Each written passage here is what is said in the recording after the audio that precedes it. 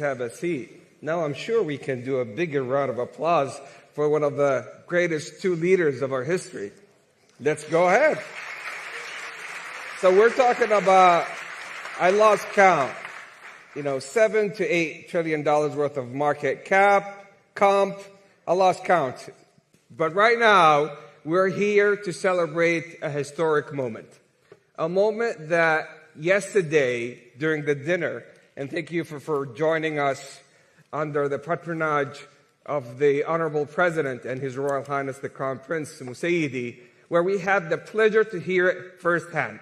This is the greatest alliance between the Kingdom of Saudi Arabia and the United States, where we have joined hands and you have helped us build our energy-based economy, fueling and energizing the industrial age, and now fast forward, going to the intelligence age, where we can fuel AI factories, robotics, AVs, and all of the rest.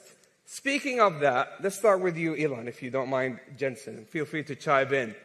You have a big fascination of something all of us have admired, first-order thinking, which Jensen sometimes calls first-order scaling, which is an opportunity for how you have dropped the cost of batteries from $1,000 per kilowatt hour to sub $100. And right now you're doing the same thing with robotics for actuators with servo rotors and motors. So I want to hear from you, how do you manage to always disrupt every single industry with that thinking? Well, it's mostly not disruption, it's creation. So with, say, SpaceX, with reusable rockets, there really weren't any reusable rockets. But the essence of revolutionizing space travel is reusability. If you throw the rocket away every time, the cost of access to space is extremely high. With respect to electric cars, there weren't any electric cars when we started making them, really. You couldn't buy any, to the best of my knowledge. So with Tesla, we wanted to make electric cars compelling and affordable. That was the goal. With respect to humanoid robotics, there are no useful humanoid robots at this point. There are sort of gimmicks, but there are no actually useful humanoid robots. And I think Tesla's going to make the first actually useful humanoid robots. And this will be quite a revolution, and I think something that everyone will want. Because I always think of who wouldn't want their own personal C-3PO R2-D2? Oh, yeah? Of course. Everyone would want one, right? And then there would be many in industry providing products and services. This is why I say that humanoid robots will be the biggest industry, or the biggest product ever. Bigger than cell phones or anything else, because everyone's going to want one, and or maybe more than one, and there'll be many in industry. I just want R2-D2 in C-3PO's body. Yeah. There you go. Well, a humanoid robot would be better than R2-D2 and C-3PO combined times 10. Yeah. So people often talk about sort of eliminating poverty and that kind of thing, but really how long have they been talking about that? There's lots of talk. There's lots of NGOs sort of trying to do these things, but really not succeeding. And the evidence speaks for itself. But AI and humanoid robots will actually eliminate poverty. And Tesla won't be the only one that makes them. I think Tesla will pioneer this, but there will be many other companies that make humanoid robots. But there is only basically one way to make everyone wealthy, and that is AI and robotics. And we can't talk about robotics without AI factories. And yesterday was such a historic day for the two nations, but also for all of us, where we celebrate the AI strategic partnership with the U.S., signed, witnessed by the Honorable President and His Royal Highness, about how we are committing our capital, energy, land to energize the AI U.S. ecosystem, to be able to build inference nodes, training nodes, and to be the most AI-enabled nation. With that announcement, tell me what's next in AI factories, Jensen? There's a There's a beautiful story about how Saudi Arabia is building AI refineries and now building or oil refineries to AI factories. I love that. I've said that AI is an infrastructure, and the reason for that is, of course, we understand AI from the perspective of the technology and how it's revolutionizing every industry. Digital intelligence, of course, has applications into every field. And so it's going to be used by every company, every industry, every country. In that way, it's foundational, and therefore it's part of infrastructure. What is new about AI from a computer science perspective is that the way computing was done in the past was largely retrieval-based computing. Mm-hmm. Somebody typed in a story, or somebody created a piece of art, or came up with 4 versions of a digital ad, or it's all pre-built by somebody, which is then using a system to retrieve the appropriate version for you. It's a retrieval-based computing model. Hadoop and many of the frameworks and operating systems of the past, all designed to retrieve the appropriate information for you. But today, software is going to be generated in real time. It's generative. Based on the context, based on the circumstance, based on who you are, based on the problem you asked, based on your prompt, it will generate unique content for you. Every single time, for everybody, it's unique. When you use Grok, every time you use it is different. Just based on Grok. Based on the prompt that you give it, and based on the circumstance, and so therefore, it used to be retrieval based. Today, it's generative, and if it's generative, then and every time is different, then you need AI factories all over the world to generate the content in real time, which is the reason why you need AI factories. And this is a unique way of doing computation, but the benefit, of course, is that everything isn't preconceived and pre-documented, and it's contextually sensible and therefore intelligent. So AI factories and robotics, and we heard it yesterday from His Royal Highness, his vision, how to augment our workforce with roughly tens of millions of robotics to be able to infuse the next wave of productivity and progress. But this scares a lot of folks here when it comes to the future of jobs. So let's hear about your thoughts, Elon and Jensen, on that. Sure. Well, if you say, like, in the long term, where will things end up? Long term, I don't know what long term is. Maybe it's 10, 20 years, something like that. For me, that's long term. My prediction is that work will be optional. Optional. So we'll take that. Yeah. I mean, it'll be like playing sports or a video game or something like that. If you want to work, in the same way, like you can go to the store and just buy some vegetables, or you could grow vegetables in your backyard. It's much harder to grow vegetables in your backyard, but some people still do it because they like growing vegetables. That will be what work is like, optional. Now, between now and then, there's actually a lot of work to get to that point. Mm-hmm. And I always recommend people read Ian Banks' culture books to get a sense for what a probable positive AI future is like. And interestingly, in those books, money doesn't exist. It's kind of interesting. And my guess is, if you go out long enough, assuming there's a continued improvement in AI and robotics, which seems likely, the money will stop being relevant at some point in the future. Now, there will still be constraints on power, like electricity and mass. The fundamental physics elements will still be constraints. But I think at some point, currency becomes irrelevant. Jensen, any thoughts? By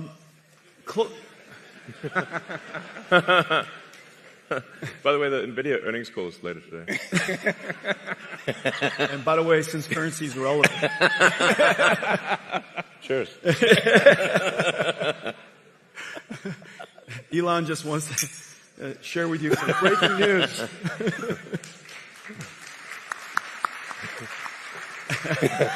The two of us would like to share some breaking news.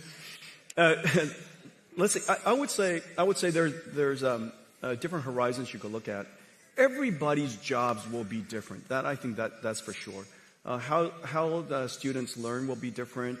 How people do their work will be different, obviously, because a lot of the things that we do mundanely or arduously or very difficultly are going to be done very simply. And so we're going to be more productive from that sense. One of the things that I will say is that for most people or a company, if your life becomes more productive, and if the things that you're doing with great difficulty become simpler, it is very likely, because you have so many ideas, you'll have more time to go pursue things. It is my guess that Elon will be busier as a result of AI. I'm going to be busier as a result of AI. And the reason for that is because we have so many ideas we want to pursue, so many things that we still have in our backlog inside our company that we can go pursue. If we were more productive, we can get to those things faster. And so in the near term, I would say that there's every evidence that we will be more productive and yet still be busier because we have so many ideas. One thing that I will say, give you some evidence, is that, and I was just telling Elon about this earlier, radiology, for example, has largely been converted to AI-driven radiology, and there's some really great companies doing that. And the surprising thing is the prediction that all radiologists would be the first jobs to go was exactly the opposite. The trend shows that there are more radiologists being hired now as a result of AI. And the reason for that, if you take a step back, it's because the goal of a radiologist is not to study the images. The goal of a radiologist is to diagnose a disease. Now the studying of the images became so productive, they could study more images, study more modalities, spend more time with the patients. And as a result, they're actually accepting more patients. We're doing more radiology all around the world. We're doing a better job with diagnosing disease. And so that's kind of the near-term outcome of AI and productivity. And we'll see what happens long term. You know, when currency doesn't matter anymore, just let me know right before. You'll see it coming. You'll see it coming.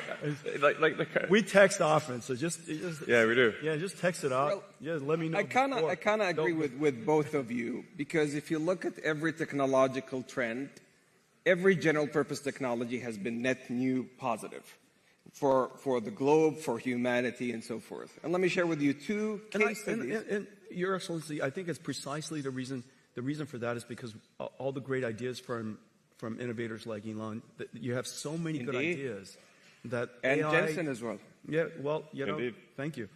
So let me share with you two stories from two Saudi innovators in collaboration with a lot of the great work that Nvidia does, that Grok does. One is Professor Omar Yagi. All right. Let me say that again.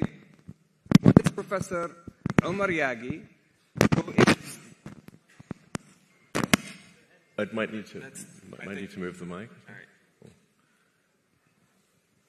Okay, come on, we'll share this one. All right. So now, get closer. let's try this one more time. So one of them is Professor Omar Yagi, who's the first American Saudi to win a Nobel Prize in creating new chemistry. And the way he has done that, he has leveraged AI accelerators and models like Grok to be able to create new chemistry when it comes to metal organic frameworks. Those are metal ions that are positively charged with organic linkers to be able to effectively create a sponge with 0.33 nanometers pores to capture water from air and also to capture carbon dioxide. The second story has also to do with AI accelerated by Nvidia and with models like Grok, which is nanopalm, which is effectively creating a nanorobot 500 nanometers by 1,000 nanometers to be able to do gene editing, leveraging the CRISPR technology to take out sickle cell disease. Now, in both these instances, they originated 20 years ago in research, but AI was able to really accelerate the outcomes and the outputs such that we can move into new value pools. So I think with every technological trend, humanity is going to always manage to shift to new value pools when it comes to workforce and productivity. But we have some great announcements to talk about here today. Let's begin with you, Elon, the things that we're doing with XAI. Yeah, we're excited to announce that we're doing a 500 megawatt. I mean, yeah, 500. Sorry. 500 megawatt. 500 megawatt. Yeah. We're doing 500. We're doing 500 megawatts. Sorry, Not there's. quite, Yeah. No, there's 500 gigawatt one. I'll have to wait. That'll be $8 bazillion trillion. Stop that.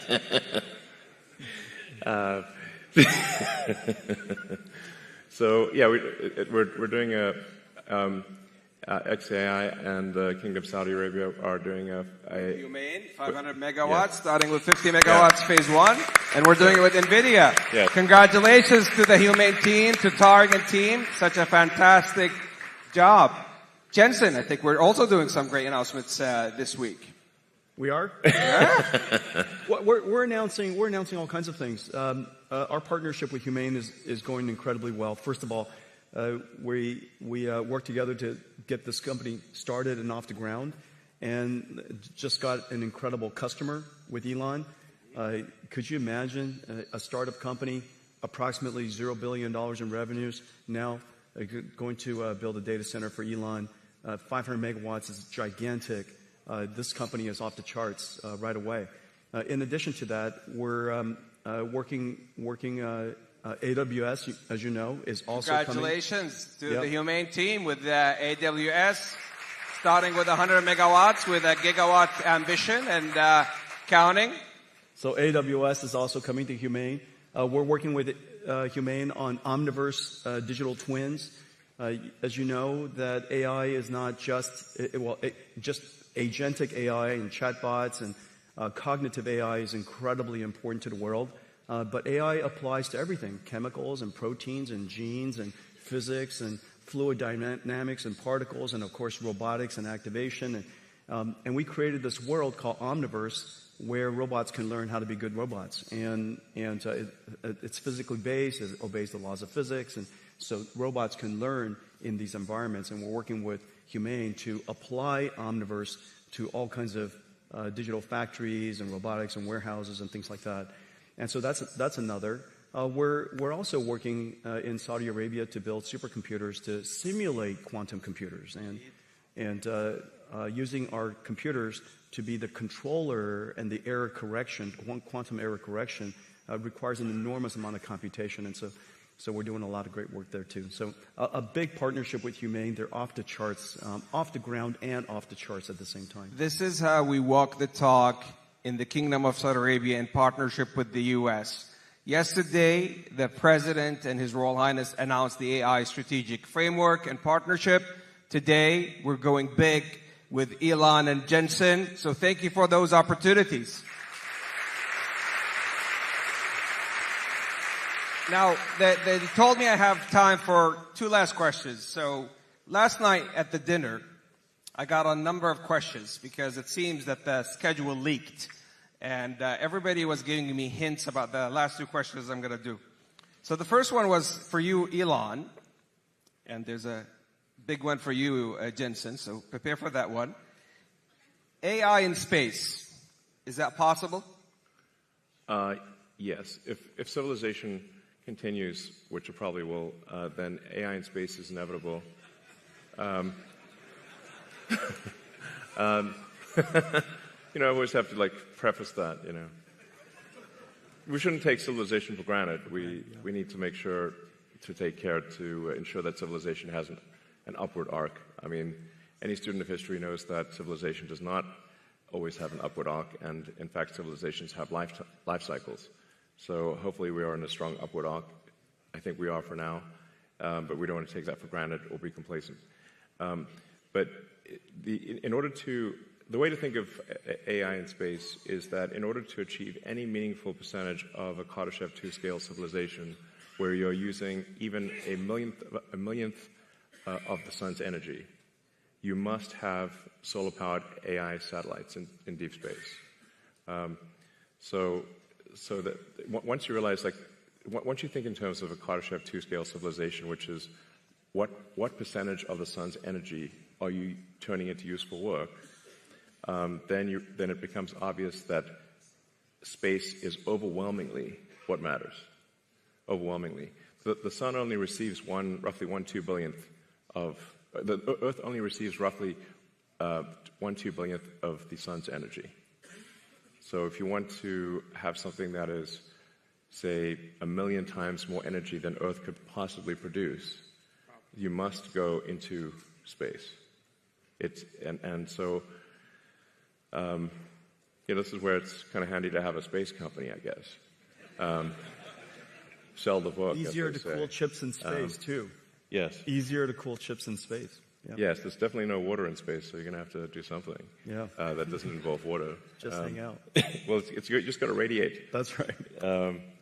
So my estimate is that actually that the cost of electricity, like the cost effectiveness of AI in space will be overwhelmingly better than AI on the ground. So long before you exhaust potential energy sources on Earth, long before, meaning like I think even perhaps in the 4 or 5 year time frame, the lowest cost way to do AI compute will be with solar-powered AI satellites.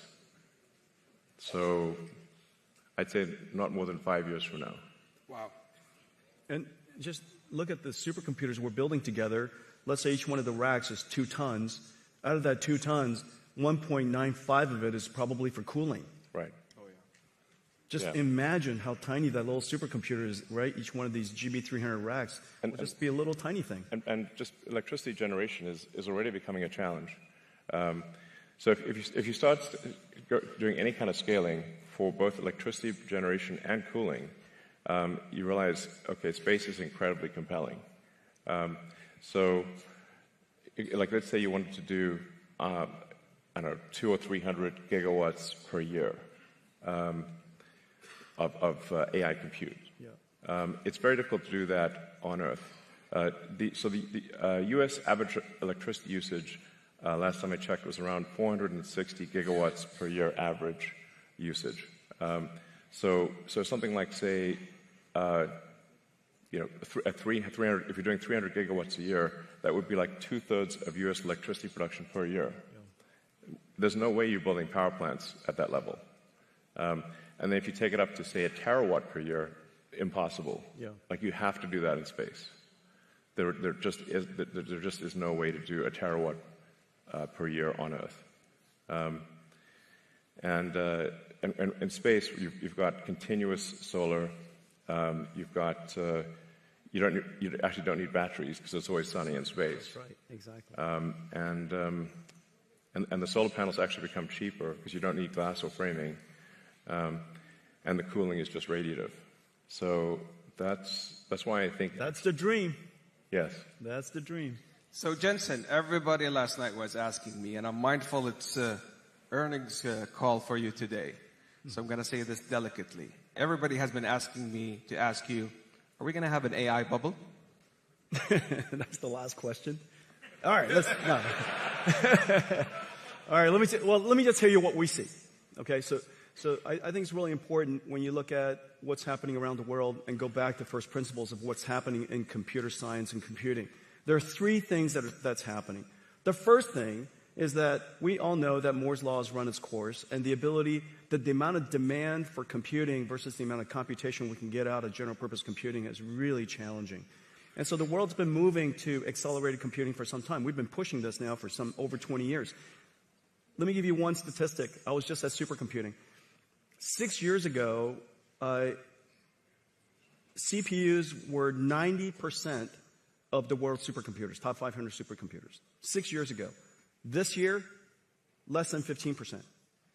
Went from 90% to 10%, and meanwhile, accelerated computing went from the other way, 10% to now 90%. Okay, so you're seeing that inflection point, the transition in high-performance computing from general-purpose computing to accelerated computing. Well, one of the most intensive computation things that the world does in cloud is data processing. Several $100 billion of computation is done on just raw data processing. It has nothing to do with AI. Just SQL processing, data frames, everybody's names, address, their sex, their age, where they live, how much money they make. All of that sits into a data frame, and that data frame drives the world today, whether it's in banking or whether it's in credit cards or, of course, e-commerce and everything from ad recommendation. Everything is driven off of that data frame. That data frame costs hundreds of dollars to go compute. And so that's the number one thing, end of Moore's law. The second thing is generative. What the last 15 years is called REXs, recommender systems. How do we know what information to recommend to us in a social feed? How do you know what ad to recommend to somebody, what book to recommend, what movie to recommend? The internet is so gigantic, without a recommender system, that little tiny phone of us will have no chance of ever seeing the right information. That REXs is the engine of the internet today. That's going generative AI.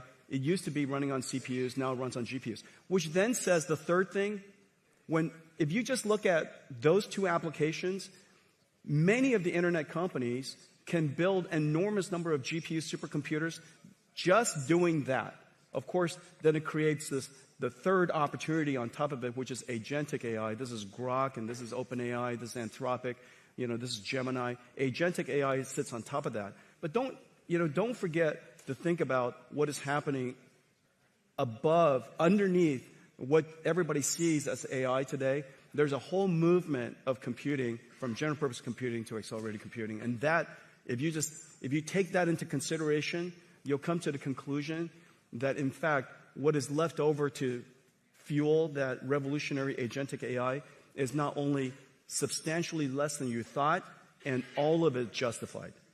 Well, I was just informed by the team that my boss and your bosses is going to talk next, the Honorable President and His Royal Highness the Crown Prince, and hence we ran out of time. But in essence, this is so much love for you, Elon and Jensen.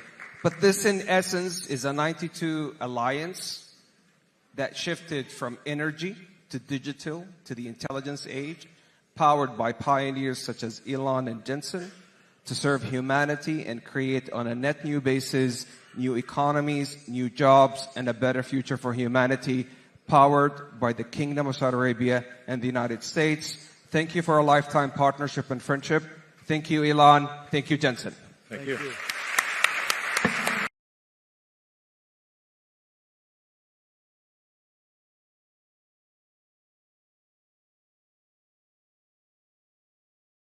For more on well-researched and balanced stories, events, and interviews across business, tech innovation, and lifestyle, please like, share, and subscribe to this channel, www.youtube.com/Digivation Network.